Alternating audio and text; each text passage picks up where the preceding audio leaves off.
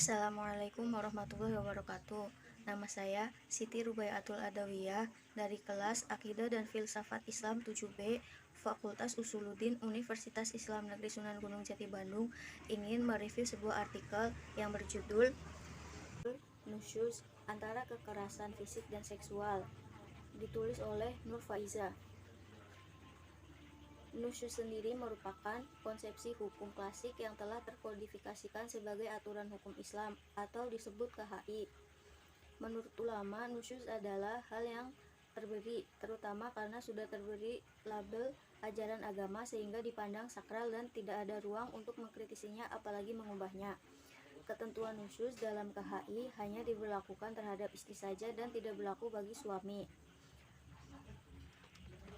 Totalitas ketaatan seorang istri pada suaminya nampaknya telah diyakini sebagai ajaran Islam yang harus diwujudkan dalam konteks zaman. Ajaran seperti ini telah dipraktekkan oleh sebagian masyarakat patriarki secara turun-temurun dan dicarikan pembenarannya dalam ajaran Islam.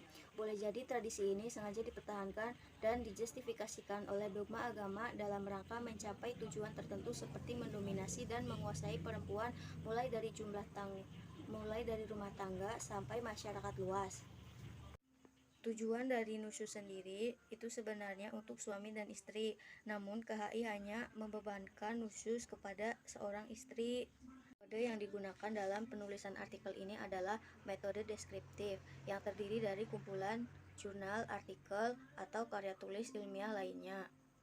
Ketentuan nusyuz dan akibat hukumnya dalam KHI juga menunjukkan adanya legitimasi kekuasaan otoritatif laki-laki atas perempuan. Hal tersebut secara tidak disadari ternyata menimbulkan perlakuan yang tidak adil terhadap perempuan.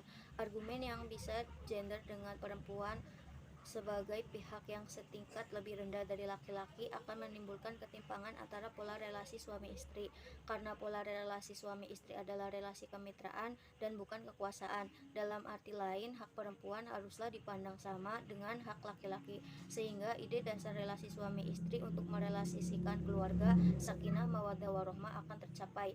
Hukum Islam bukanlah diktum-diktum yang mati. Sebagai suatu produk hukum, KHI perlu dikaji ulang sebagaimana efektivitas mengatur perilaku masyarakat di bidang perkawinan. Sejarah manusia selalu berubah dari zaman ke zaman, dari suatu tempat ke tempat yang lain, dan terus berjalan. Perubahan atas pikiran manusia merupakan keniscayaan sejarah menuju kerahmatan semesta, rahmatan lil alamin.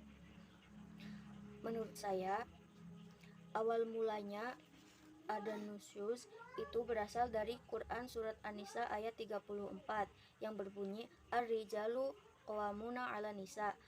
Dari ayat tersebut kemudian muncul spekulasi bahwa seperti ketentuan yang telah dijelaskan di atas, lalu datangnya paham feminisme menjadikan kaum wanita terasa terbebani oleh nusyuz atau aturan nusyuz itu sendiri. Lalu Allah menurunkan ayat Al-Quran bukan tanpa sebab. Allah selalu memiliki maksud yang baik meskipun menurut manusia dirasa tidak sesuai. Dengan begitu, alangkah baiknya meyakini ayat Al-Quran dengan maksud mengimaninya. Di sisi lain, ayat tersebut dapat diambil hikmahnya bahwa suami dan istri harus sama-sama bersikap baik. Dengan tidak terjadinya nusyuz, maka akan menjadi keluarga yang harmonis. Di sisi lain, tujuan dari ayat tersebut juga agar laki-laki berbuat adil. Terima kasih. Wassalamualaikum warahmatullahi wabarakatuh.